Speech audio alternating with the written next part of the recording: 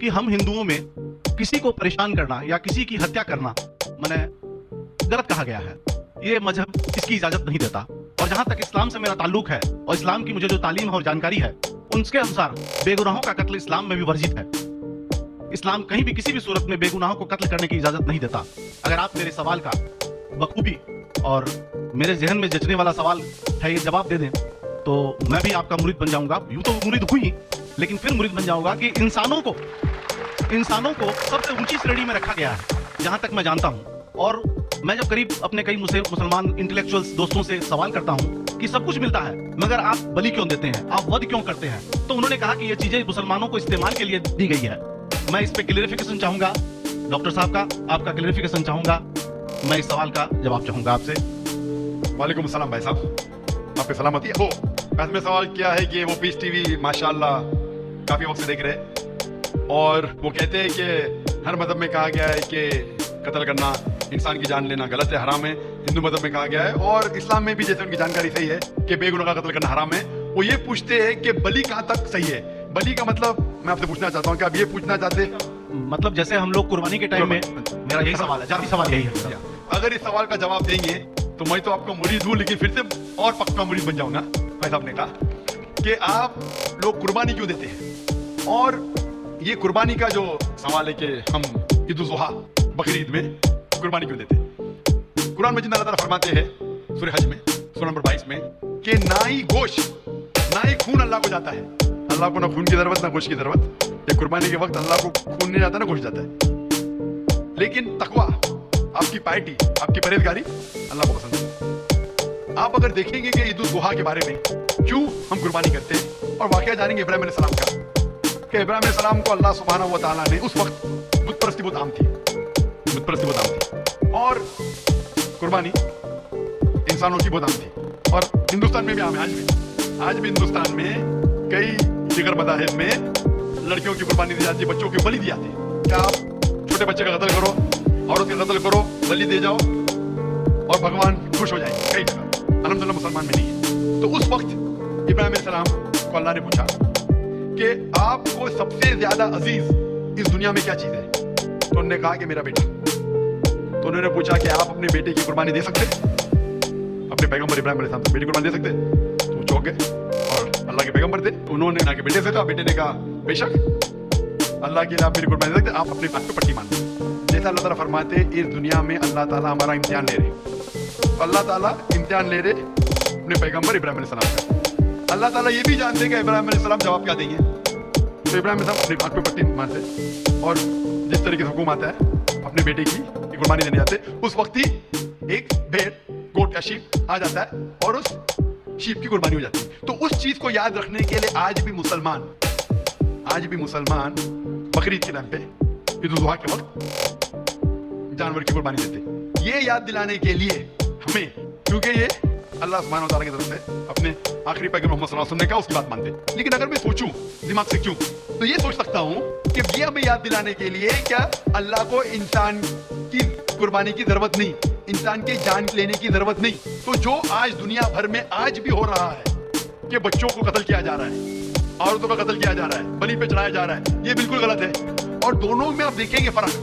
अगर कोई दूसरे मजहब में, हिंदू मजहब लो या दिगर मजहब लो, अगर कोई जानवर की बलि चढ़ा जाती है तो उधर ही रख दिया जाता है और अक्सर वो फजूल हो जाता है, हो सकता है कभी कोई चुपके से आके खा ले। इस्लाम में जब कुर्बानी दी जाती है ईद उल जुहा के टाइम पे, सबसे पहले जो मैं कह रहा हूँ कि मेरी मस्ती क्या समझ सकती है कि हमें ये याद दिला रहे कि इंसानों की बलि चढ़ाना हराम है। और जब हम याद दिलाते हैं, जब बकरा काटते हैं या जो भी काटते हैं जानवर, इस वक्त जब हम काटते हैं हम अल्लाह का नाम लेके काटते हैं। और जो भी जानवर की कुर्बानी देते हैं उसके 3 हिस्से कर सकते हैं। एक हिस्सा हम खुद रख सकते हैं, खुद के इस्तेमाल में ला सकते हैं, एक हिस्सा। दूसरा हिस्सा हमें हमारे रिश्तेदार में बांटना चाहिए और तीसरा हिस्सा गरीबों में बांटना चाहिए। जब कुर्बानी दे रहे हम उस जानवर का इस्तेमाल कर रहे हैं। जानवर खाना अलाउड है क्या, वो एक अलग बहस है जिसके ऊपर आप पूछे तो वो जवाब अलग है कि जानवर खाना सही है क्या गलत है, वो एक अलग डिबेट है। जब अभी अगर आप पूछना चाहे तो अगला सवाल पूछ सकते हैं। एक तीसरा हिस्सा हम इस्तेमाल कर रहे हैं, एक तीसरा हिस्सा हम दोस्तों में बांट रहे हैं हमारे रिश्तेदार में, और तीसरा हिस्सा हम गरीबों में बांटते हैं। तो इनमें गरीबों का फायदा हो रहा है, ना फजूल खर्ची हो रही है और याद दिलाया जाता है कि इंसानों का कत्ल करना गलत है। तो ये अच्छी चीज है।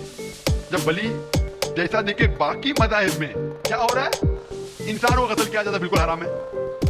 उसके अलावा जब जानवर का भी कत्ल करते हैं वो जानवर फजूल खर्ची में जाता है। इस्लाम में हमें याद दिलाया जाता है और कुरान मजीद में लिखा है सूरह माइदा सूरह 5 आयत नंबर 1 में और सूरह नहल सूरह नंबर 16 आयत नंबर 5 में कि जो जानवर आपके लिए हलाल है वो खा सकते हैं, जो चौपाया है। खाली वो जानवर मत खाओ जो आपके लिए हराम है, जो हलाल है वो खा सकते हैं। तो ये खाने के लिए हमारे खुराक है। कुर्बानी के वक्त ना कुछ जाया कर रहे, ना पैसे की बर्बादी कर रहे, हमें याद दिलाया जाता है क्या ना खुदा को गोश्त जाता है, ना खुदा को खून जाता है, खुदा को तकवा जाता है। हमारा तकवा, हम कितने परहेजगार हैं। और साथ साथ इसका इस्तेमाल होता है, एक ऐसा मैं खाता हूँ, रिश्तेदारों में बांटता हूँ, और आखिरी तो ऐसा मैं बांटता हूँ गरीबों में, तो इससे फायदा होता है। तो इसमें क्या गलत है? बनिस्बत दूसरे मज़ाहिब में आप देखेंगे इसमें नुकसान ही नुकसान है। इंसान का कत्ल हो रहा है और जानवर को भी अगर बलि चढ़ाई जाती है तो फजूल खर्ची होती है। बनिस्बत इस्लाम में बकरीद के अंदर फायदा ही फायदा है। खूब ध्यान से बहुत खूब, आपने ये बहुत अच्छा फरमाया। मैं आपके जवाब से काफी संतुष्ट हूँ। और जाते जाते एक आखिरी सवाल करना चाहूंगा कि अहिंसा को इस्लाम किस नजरिए से देखता है? अहिंसा को इस्लाम किस नजरिए से देखता है? मैं साहब का आखिरी सवाल है कि अहिंसा को इस्लाम किस नजरिए से देखता है? आम तौर पे हिंसा हराम है। इस्लाम आता है लफ्ज़ सलाम से, इसके मानी है सलामती, अमन, शांति। इस्लाम के मानी है कि शांति हासिल करना, अपनी ख्वाहिश, अल्लाह का जो पैगाम है उसके मुताबिक अपनी जिंदगी बसर करना और अमन हासिल करना, उसे कहते हैं इस्लाम। हिंसा आम तौर पे हराम है, लेकिन अगर मिसाल के तौर पे हम देखते हैं हर देश में कानून है कि चोरी मत करो, किसी का कत्ल मत करो, लेकिन कानून के अलावा पुलिस भी है कि अगर कोई कानून को फॉलो नहीं करता है, कोई चोरी करेगा तो पुलिस उस वक्त जबरदस्ती कर सकती है, पुलिस फोर्स का इस्तेमाल कर सकती है, पुलिस कभी कभी हथियार का इस्तेमाल करती है अमन और शांति बरकरार रखने के लिए देश में। उसी तरीके से इस्लाम में हिंसा आमतौर पे हराम है, लेकिन हर इंसान शांति नहीं चाहता है। कुछ इंसान जो अशांति चाहते हैं और जो अल्लाह का फरमान पे अमल नहीं करते और शांति को भ्रष्ट करना चाहते, उस वक्त इस्लाम इजाजत देता है कि आखिरी मरहले पे आप हिंसा का इस्तेमाल कर सकते शांति लाने के लिए, हिंसा का इस्तेमाल कर सकते शांति लाने के लिए, खुद के फायदे के लिए नहीं। इसीलिए आमतौर पे जितने भी आपने देखे होंगे जो जंग अल्लाह के रसूल लड़ी, अक्सर वो था सेल्फ डिफेंस में। अगर कोई चोर मेरे घर में घुसता है और मेरी बेटी से बदतमीजी करता, मैं क्या कहूँगा? मैं हिंसा में मानता हूँ, मैं हाथ नहीं लगाऊंगा। मैं मेरी चुड़िया नहीं पहना होगी हाथ में, मुसलमान हूँ लेकिन चुड़िया नहीं हाथ में पहना हूँ। आपके घर में कोई चोर घुसता है और आपकी बेटी से बदतमीजी करता, आप क्या करेंगे? जी हाँ, मैं मुकाबला करूंगा। मुकाबला करेंगे, हाथ भी उठाएंगे ना।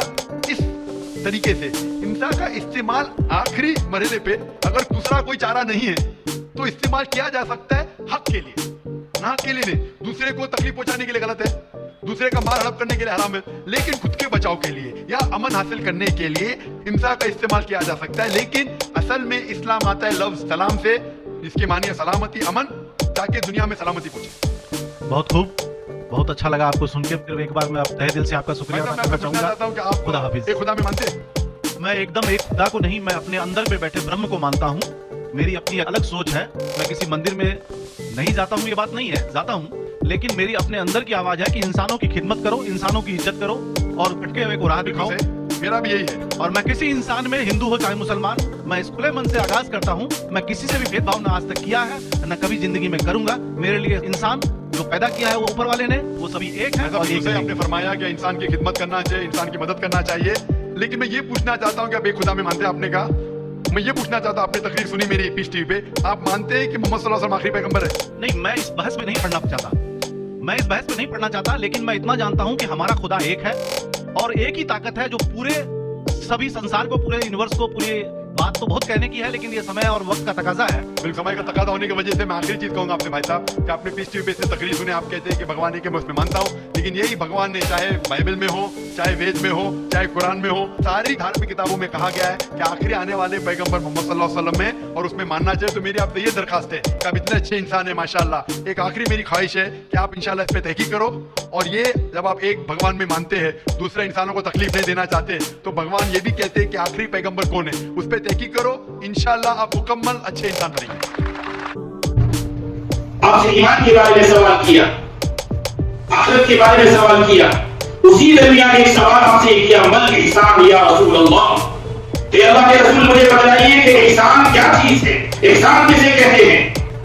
अल्लाह के रसूल सल्लल्लाहु अलैहि वसल्लम ने फरमाया, जिस उलमा फरमाते हैं ये यकीन का हालत है, अल्लाह हम सबको अता फरमाए, नसीब फरमाए। फरमाया अंदा अल्लाह का अन्नका दाहु व इल्लम तकुन दाहु व इन्नहु यरा, अल्लाह हमें